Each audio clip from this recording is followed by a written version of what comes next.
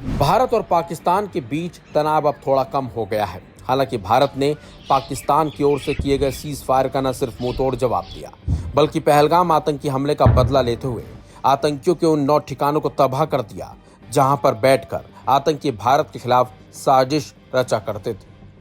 भारत के cease fire उल्लंघन पर की गई कार्रवाई और एयर स्ट्राइक पर पाकिस्तान बौखला गया था, बल्कि रहम की भीख मांग रहा था। और तो और पाकिस्तान जिन हथियारों के दम पर भारत में तबाही मचाने का सपना देख रहा था, वो हथियार बुरी तरह से फेल तक हो गए। पाकिस्तान ने ज्यादातर हथियार चीन और तुर्की से खरीदे थे, जो वक्त आने पर फुस साबित हुए। पाकिस्तान के सारे हमले भी नाकाम हुए, बल्कि भारत के ताबड़तोड़ प्रहार को भी वो रोक नहीं पाया। भारत ने पाकिस्तान के हमलों को ऐसा करारा जवाब दिया था जिसकी गूंज तुर्की और चीन तक भी पहुंच गई होगी, क्योंकि पाकिस्तान के बैकफुट पर आने के साथ ही उनके हथियारों की पोल जो खुल चुकी है। भारत की तरफ से की गई कार्रवाई से पाकिस्तान में मची तबाही का दायरा कई शहरों तक पहुंच गया था। इस वजह से मुनीर और शहबाज की घबराहट बढ़ती चली गई थी। मुनीर की सेना घबराने लगी थी, आखिर कैसे मुकाबले में टिका जा सके, क्योंकि तुर्की और चीन से मिले हथियार बेदम साबित हो गए थे भारत के सामने। बता दें आपको, तुर्की से मिले ड्रोन से पाकिस्तान ने भारत में तबाही मचाने का मंसूबा पाले हुए था, लेकिन पाकिस्तान के ड्रोन बॉर्डर पार करने की कोशिश करते रहे। इतने में भारत की पहरेदारी में लगे डिफेंस सिस्टम S-400 और आकाश उन्हें तबाह करते रहे। दूसरी तरफ जब भारत रेसिप्रोकल अटैक करता तो पाकिस्तान के सुरक्षा ठिकानों पर लगे चाइनीज डिफेंस सिस्टम उन्हें रोक नहीं पा रहे थे। इससे पाकिस्तान की बौखलाहट और बढ़ती जा रही थी। खबर तो ये भी है कि भारत ने हाल में भी 8 एयरबेस पाकिस्तानी जो थे उनको तबाह कर दिया है, जबकि इससे पहले पाकिस्तान ने 300 से 400 ड्रोन हमले भेजे थे जो चीन से लिए ड्रोन थे।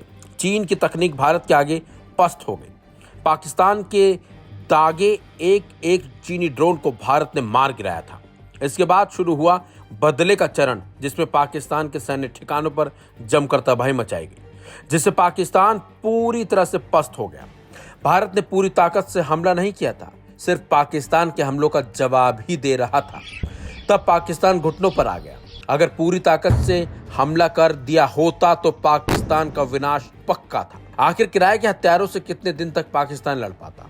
48 घंटों में पाकिस्तान की सैन्य क्षमता की पोल खुल गई। भारत के आगे मुनीर और शहबाज की सारी प्लानिंग ध्वस्त हो गई। तुर्की और चीन से मिले हथियार पूरी तरह फेल हो गए। अब पाकिस्तान के पास भारत की शर्तों पर झुकने के अलावा कोई और रास्ता बचा ही नहीं था। हालांकि उसने 48 घंटे में अपने फुस हथियारों से भारत पर हमले की फिर कोशिश की थी, लेकिन पाकिस्तान के हमले विफल रहे और उसके हथियारों का अंजाम क्या हुआ ये सबको पता है। हनुमानगढ़, सिरसा, आरएसपुरा, पोखरण, जैसलमेर और अमृतसर में पाकिस्तान ने हमले करने की कोशिश की थी। भारत ने हर हमले को नाकाम साबित किया और इसे भारत के एयर डिफेंस सिस्टम की मदद से किया गया।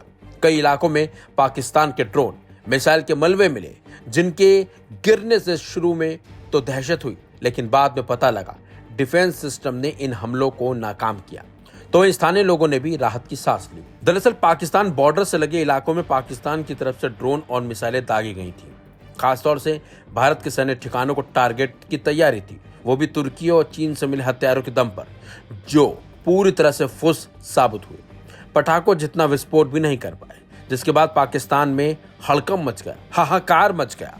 कहीं चीन और तुर्की ने अपने सबसे खराब हथियार तो पाकिस्तान को नहीं सौंप दिए।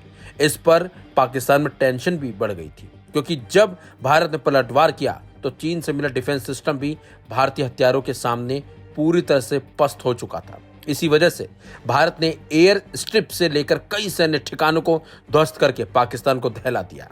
भारत के हमलों से चीन का डिफेंस सिस्टम HQ-9 फुस हो गया।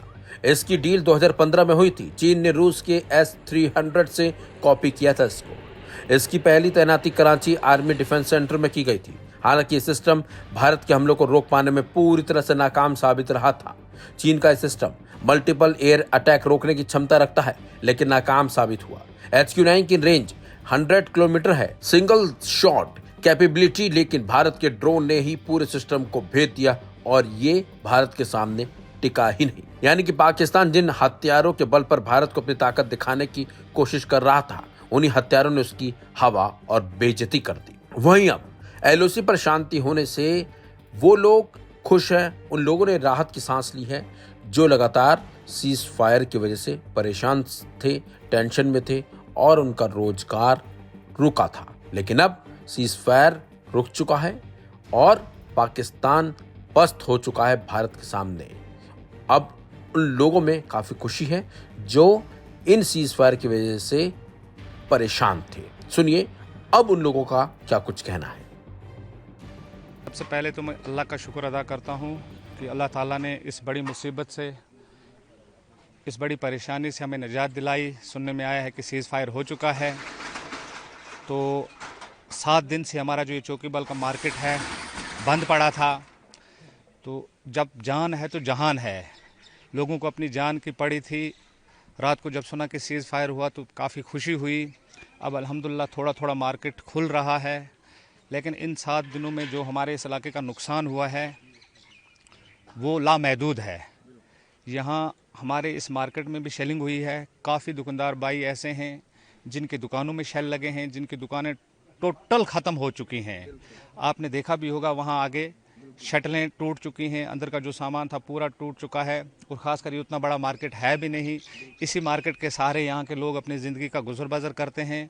लेकिन 7 दिन से जो ये मार्केट बंद रहा तो काफ़ी नुकसान हुआ है। आज तकरीबन 6 दिन के बाद हमारा मार्केट थोड़ा थोड़ा खुलने लगा है।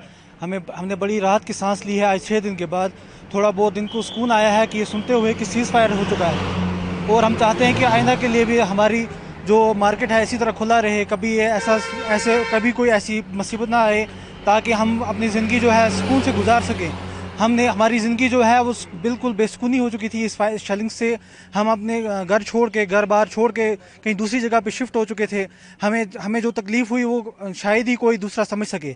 जितनी तकलीफ़ हमने उठाई है आइंदा के लिए हम ये तकलीफ़ ना उठा सकें। और गवर्नमेंट से अपील करते हैं कि हमारे लिए कुछ ना इंतज़ाम किया जाए, बैंकर्स का इंतज़ाम किया जाए, ताकि हम अगर खुदा न खासा ऐसी कोई सिचुएशन आ जाए तो हम अपनी जो ज़िंदगी है कम से कम पुरसुकून गुजार सकें। हमारे जो बच्चे हैं, हमारे जो बुज़ुर्ग हैं, उनको जो तकलीफ़ होती है जब हम उनको यहाँ से उठा के किसी दूसरी जगह ले जाते हैं, वो किस तकलीफ़ से गुजरते हैं। कोई पेशेंट है, कोई हार्ट पेशेंट है, कोई बच्चा है, कोई बुज़ुर्ग है। हम गवर्नमेंट से यही अपील है कि हमें कम से कम सेफ्टी बैंकर्स के लिए इंतज़ाम किया जाए।